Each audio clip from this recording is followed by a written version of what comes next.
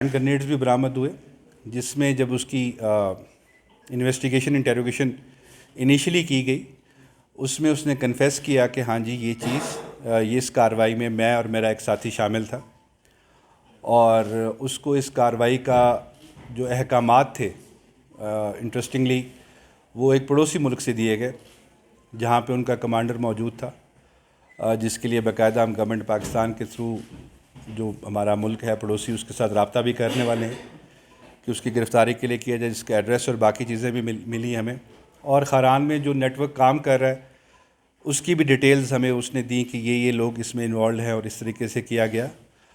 Justice صاحب کی باقاعدہ ریکی کی گئی، جس میں ان کو پتہ تھا کہ عشاء کی نماز کے بعد کچھ دیر یہ اکیلے جب لوگ چلے جاتے ہیں تو وہاں نوافل ادا کرتے ہیں اور تھوڑی دیر رکتے ہیں۔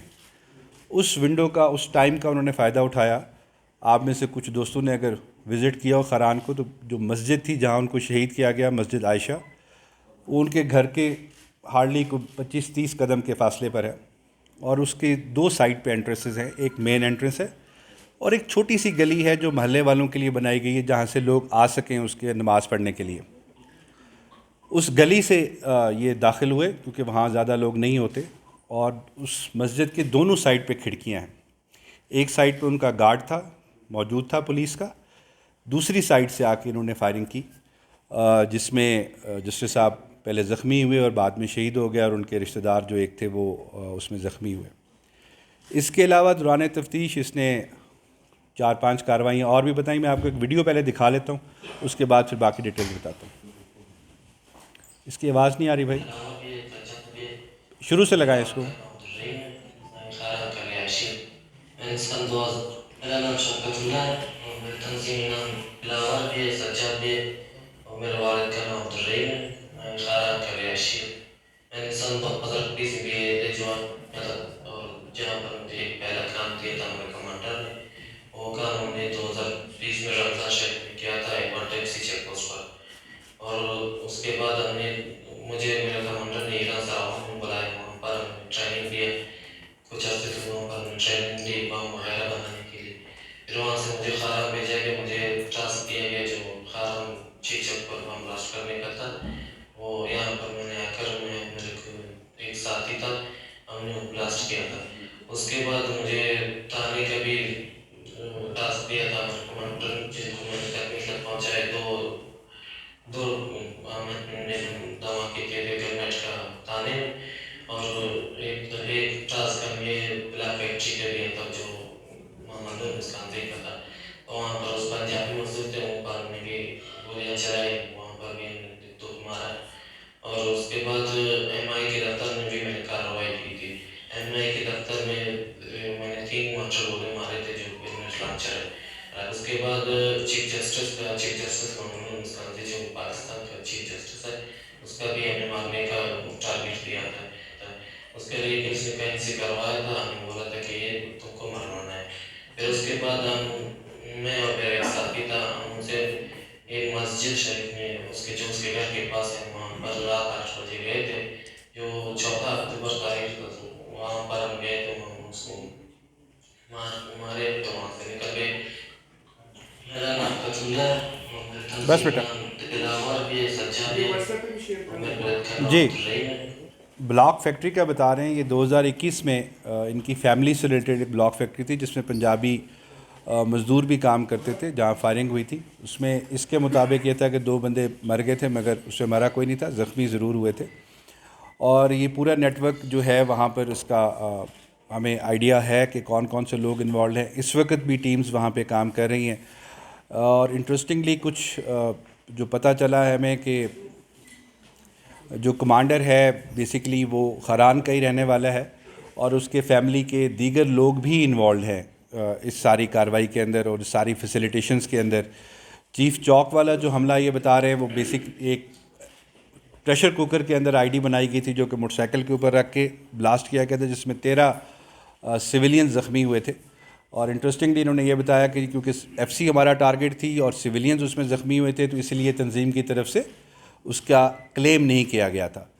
ایک چیز جو شاید ویڈیو میں نہیں ہے وہ یہ ہے کہ 2022 میں، آپ کو اسی سال میں یاد ہوگا، لیویز ہیڈ کوارٹر پہ ایک ہینڈ گرنیڈ پھینکا گیا تھا، بے نظیر پل کے بالکل ساتھ، اس میں بھی یہ انوالو رہا ہے، اور یہاں کے اس نے وہ ہینڈ گرینیڈ بھی پھینکا تھا، تو کوئٹہ کے بھی جو لوگ انوالوڈ ہیں ان کا بھی تھوڑا سا آئیڈیا ہے اور ہم یہ کرنا چاہ رہے ہیں۔ میں اس میں اللہ کا بڑا شکر گزار ہوں، اور سارا کریڈٹ اور چیزیں میں جوائنٹ انویسٹیگیشن ٹیم کو دوں گا، جس میں رخشان میں ہمارے جو آر او صاحب ہیں، جو ڈی اے جی صاحب رخشان کے ہیں، جو انٹیلیجنس ایجنسیز ہے، ایف سی ہے اسپیشلی، اور باقی لوگ، ان سب نے بہت عمدہ طریقے سے آپس میں کوآرڈینیشن کر کے، اور اتنی جلدی، آپ دیکھیں آج ہارڈلی 12-13 دن ہی اس کو ہوئے ہیں، اس انسیڈنٹ کو 14 دن میں یہ کیس ٹریس ہونا، اور اس کے ساتھ اس کے باقی لوگوں کا پکڑے جانا، دیٹ مینز اے لاٹ۔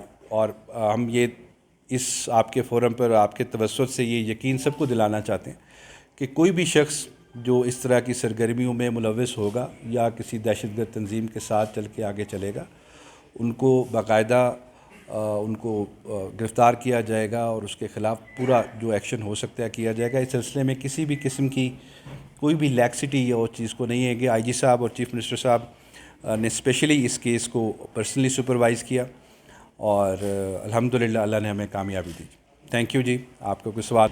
سوال ہے کیونکہ بہت ساری ایسی مشکوک کارروائیاں ہوتی ہیں سی ٹی ڈی کی، جس میں پھر ایسا ہوتا ہے کہ ملزم جا کے اپنے ناؤ جی اس وقت وہ کورٹ میں ہے اور اس کا ریمانڈ لیا جا رہا ہے۔ جہاں تک مشکوک کارروائیاں آپ نے کہا، مشکوک کارروائیاں ہوتی نہیں ہیں، بنا ضرور دی جاتی ہیں۔ بہت ساری چیزیں ایسی ہوتی ہیں جس پہ کام ہوتا ہے، اور ہماری سی ٹی ڈی، میں آپ کو ایک چیز ضرور بتاؤں یہاں پر کہ counter terrorism department Balochistan police کا ہی حصہ ہے، اور ہم ایک سرٹن لاز ریگولیشنز کے تحت کام کرتے ہیں، جس کا پراپر چیک اینڈ بیلنس رکھا جاتا ہے، آئی جی آفس سے بھی، باقی جگہوں سے بھی، حکومت بلوچستان بھی رکھتی ہے۔ جو چیزیں ہمیں اس سال میں ہم ٹوٹل، اگر ہم کنوکشنز کی ریٹ کریں کہ بات اگر ہم کریں، تو سی ٹی ڈی بلوچستان نے 121 لوگوں کو پچھلے 1-2 سالوں کے اندر کنوکٹ کروایا ہے کورٹ سے۔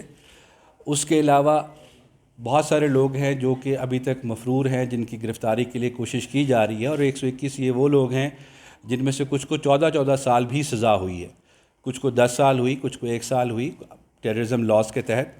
اور میرے خیال میں یہ بھی ایک چیز سب دوستوں کو، بھائیوں کو مد نظر ضرور رکھنی چاہیے۔ اس میں مزید اگر آپ کو ڈیٹا چاہیے ہوگا کہ کتنے لوگ بیسیکلی نامینیٹ ہوئے، گرفتار ہوئے، اور اس کے بعد ان کا کورٹس میں کیا ہوا، تو وہ اگر ابھی آپ کو چاہیے تو میں آپ کو بتا سکتا ہوں۔ لیپ ٹاپ اور اس کے بعد ہم ڈیسائیڈ کرتے ہیں کہ اس کے ساتھ آگے کیا ہوگا اور کس طریقے سے لے کے ہم نے چلنا ہے۔ کورٹس میں لے جایا جاتا ہے۔ ٹوٹل 666 لوگ گرفتار ہوئے جی، جس میں سے 121 لوگ کنوکٹ ہوئے، جس میں سے اس کے علاوہ اس وقت 36 لوگ بیل کے اوپر ہے، 158 جو ہے وہ اس وقت پروکلیمڈ افینڈر ہیں، اور کچھ ایکوٹ بھی ہوئے کورٹ سے۔ پریروگیٹو آف دا کورٹ شاید ہم نہیں کر سکیں گے، اس کے خلاف ہم کورٹس میں اپیل پہ گئے ہوئے ہیں۔ لہٰذا یہ جو آپ نے بات کی کہ جی مشکوک کچھ ہے، تو ہم اپنی پوری کوشش کرتے ہیں، and we are open to any one.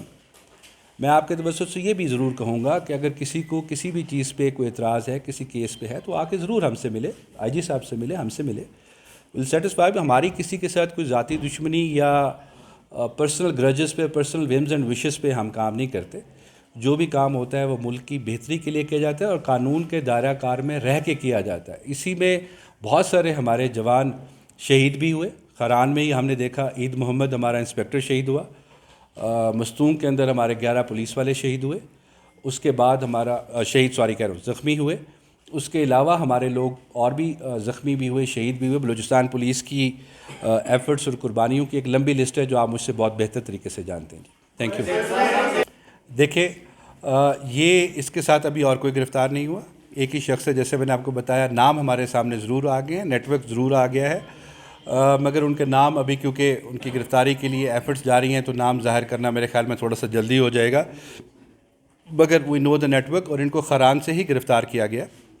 جو لوگ کوئٹہ میں ان کے ساتھی ہیں، جن کے نام ہمیں پتہ چلے ہیں، ان کے خلاف بھی ہم ایفرٹس کر رہے ہیں کہ وہ بھی ہمیں مل جائے۔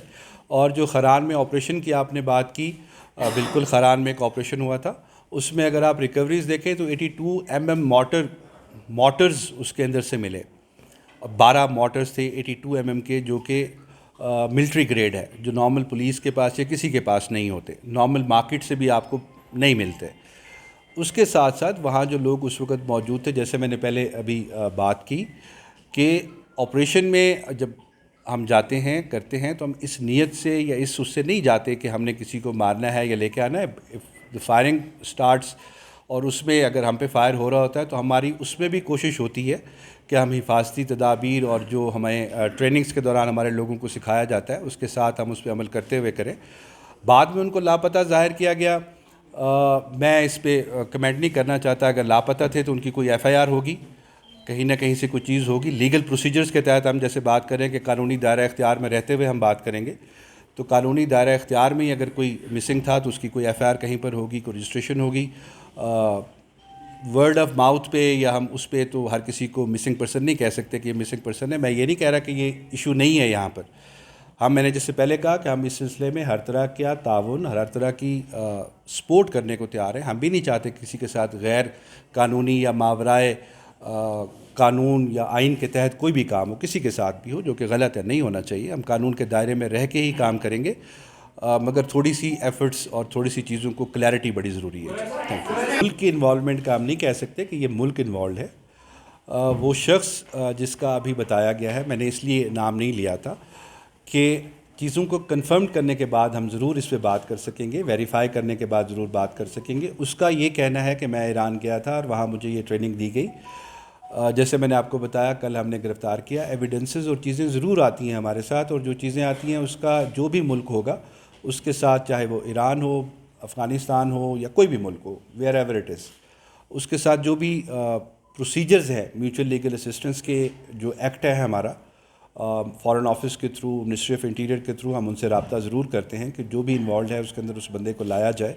اس سے پہلے بھی کچھ کیسز میں ہمیں ہمسایہ ملک کی میں موجود کچھ لوگوں کی اطلاع ضرور ملی, ایویڈنس کلیکٹ ہوا کہ یہ لوگ وہاں سے آئے تھے اور وہاں سے آ کے یہ کارروائی کی تھی, تو اس کو ہم لیتے ہیں. مگر اس پرٹیکولرلی کسی ملک ایز سچ میں امپلیکیٹ کرنا نہیں چاہوں گا. وہاں موجود کچھ لوگ شاید ضرور انوالوڈ ہوں گے جو یہ کام کر رہے ہیں, اور ان کو ہم انشاءاللہ قانونی دائرے میں رہتے ہوئے اور ڈپلومیٹک چینلز کے تھرو ضرور اس پہ کام کریں گے. دیکھیں, لمبا سوال ہو جائے گا, جواب بھی تھوڑا سا ڈیٹیلڈ ہو جائے گا, but I try to make it short. دہشت گردی اور ان چیزوں کو ہم سب نے مل کے لڑنا ہے. اکیلے سی ٹی ڈی یا اکیلا پولیس یا لا انفورسمنٹ ایجنسیز اس پہ اکیلے کچھ نہیں کر سکتے. آپ کی بات بالکل ٹھیک ہے. ریسنٹلی ایک لہر ضرور آئی ہے جس میں پشین میں بھی ہمارا ایک پولیس افسر شہید ہوا, مستونگ میں لیویز کا ایک افسر شہید ہوا, چمن میں لیویز کا ایک افسر شہید ہوا. اس پہ ہم کام کر رہے ہیں جس کی رسپانسبلٹیز کل عدم تنظیم ٹی ٹی پی نے دونوں کے لیے, ابھی تک مستونگ کی نہیں آئی. تو اس پہ کام ضرور ہو رہا ہے, ایفرٹ ضرور ہو رہی ہیں, بٹ آپ اس چیز کو وٹنس کریں گے اور میرے ساتھ میرے خیال میں اس سے اتفاق بھی کریں گے کہ اگر ہم اوور دی ایئرز 2008, 9, 10 سے لے کر ابھی تک آئیں تو کوئٹہ کے کیا حالات تھے اور آج کیا حالات ہیں, ویسینٹیز میں کیا حالات تھے, کتنے نو گو ایریاز تھے جہاں لوگ جاتے نہیں تھے, جہاں ٹریفک نہیں ہوتی تھی, جہاں راتوں کو سفر نہیں ہوتا تھا اس صوبے کے اندر. اس شہر کے حالات آپ کو مجھ سے بہتر پتہ ہے, اور میرے خیال میں آپ مجھ سے بہتر اس چیز کو ایکسیپٹ کریں گے اور مانیں گے کہ لا انفورسمنٹ اداروں کے تعاون سے ہی آج حالات پہلے سے بہت بہتر ہیں. آپ کو اس شہر میں اللہ کی مہربانی سے اللہ اپنا کرم رکھے, اور law enforcement agencies, police, F C, C T D, سارے لوگ جو ہیں ان کی ایفرٹس کے ساتھ ہی بہت ساری چیزیں بہتر ہوئی ہیں. اکنامک ایکٹیویٹی کوئٹہ میں آپ دیکھیں بہت بڑی ہے, گوادر میں دیکھیں بڑی ہے, باقی جگہوں پہ بڑی ہے. تو it's an ongoing effort and ongoing battle, اور انشاءاللہ اللہ تعالیٰ نے چاہا تو یہ لوگ جو بھی انوالوڈ ہیں تو یہ بھی پکڑے جائیں گے, اور ان کو بھی ہم انشاءاللہ ایک دن آپ کے سامنے ضرور لے کے آئیں گے. جی,